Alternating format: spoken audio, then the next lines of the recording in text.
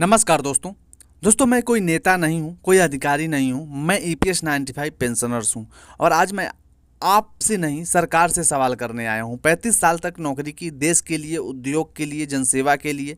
हर महीने तनख्वाह से पैसे कटता रहा, ईपीएफओ में जमा होता रहा और जब बुढ़ापा आया, शरीर जवाब देने लगा, तब सरकार ने कहा 1000 ले लो और चुप रहो।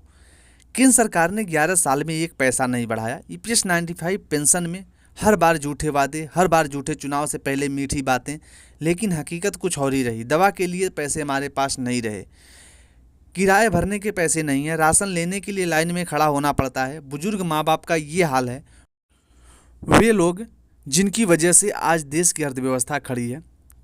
केंद्र के कर्मचारी खुश क्योंकि अब उनकी तनख्वाह और पेंशन दोनों बढ़ेगी, पर ईपीएस 95 पेंशनर नहीं।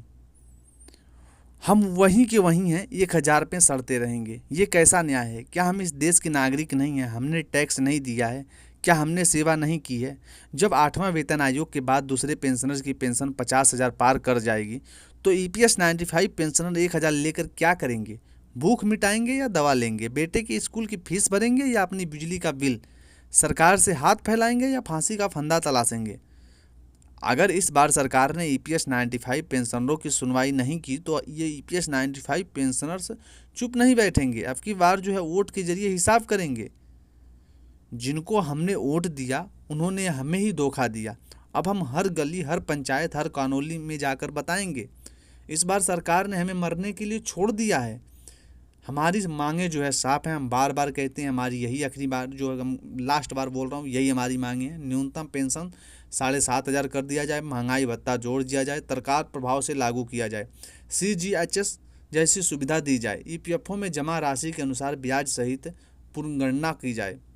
अगर अब भी सरकार नहीं मानी तो ईपीएस 95 पेंशनर्स वोट नहीं देंगे। साफ तौर पे कहते हैं, न बीजेपी को, न कांग्रेस को, न किसी को। जो हमारे दर्द को न समझे उसे हम सत्ता के दरवाजे से दूर फेंक देंगे। अब ईपीएस 95 पेंशनर्स भी सीख गए हैं कि वोट हमारा हथियार है और बाकी अब की वार जो है वो इसी पर होगा। सरकार अभी या तो सुन लो या तो कुर्सी छोड़ने की तैयारी करो।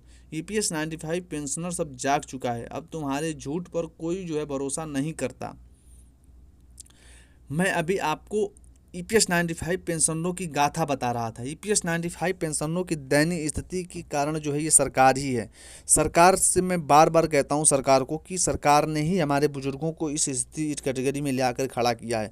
क्योंकि 2014 के पहले सरकार ने सपने दिखाए थे। हालांकि सरकार ने उस पर उस वक्त कोई काम नहीं किया, लेकिन उसके बाद लगातार जो है प्रधानमंत्री मोदी जी से 2 बार जो है पेंशनरों ने मुलाकात की, मनसुख मांडविया जी से मुलाकात की, वित्त मंत्री जी से मुलाकात की। सभी लोगों से मुलाकात करके जो है रिक्वेस्ट किया जा रहा है कि ईपीएस 95 पेंशन बढ़ोतरी हो। इसी बीच आपने देखा होगा असुद्दीन ओवैसी ने भी सवाल संसद में पूछा था, एनके प्रेमचंद्रन जी ने सवाल पूछा था, सुप्रिया सूले जी ने जो है कई बार ईपीएस 95 पेंशनरों की हर एक मंच से चर्चा की।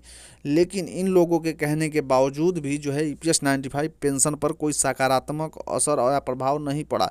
ना ही कोई सरकार जो है इस पर काम करती नजर आई। ईपीएस 95 पेंशनरों ने हर बार देश के लिए काम किया, लेकिन जब देश का समय आया, जब सरकार का समय आया कि पेंशनरों के लिए कुछ किया जाए, तो सरकार ने सिरे से खारिज कर दिया। ईपीएस 95 पेंशनरों की स्थिति इतनी जो है बदतर हो चुकी है कि वो जो है दवा नहीं खरीद सकते।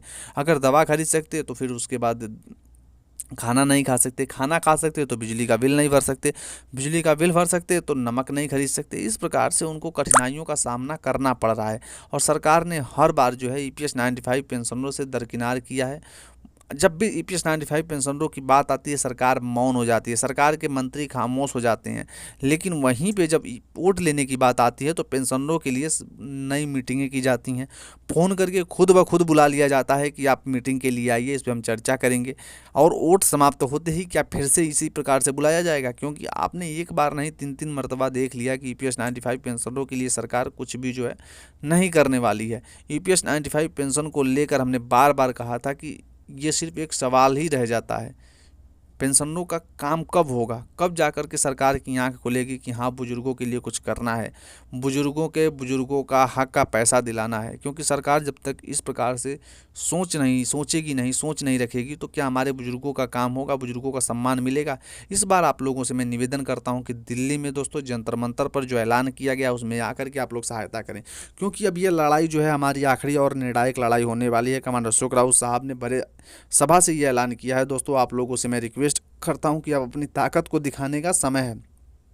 अब हमें ये बताना होगा कि हम भी इसी देश के वासी हैं। हमने 30 से 35 साल फैक्ट्री में लगा दिया, तो क्या हम इस आंदोलन में खड़े नहीं सकते? इस आंदोलन की जो क्षमता है वो 11 वर्षों से चल रही है, और निरंतर आप देखोगे बुल्डाना में 6.5 वर्ष से ऊपर हो गए जो है निरंतर ये कार्यक्रम चलता आ रहा है। तो इस चीज़ों को हमें समझना होगा और EPS 95 पेंशनरों के साथ मिल करके इस लड़ाई को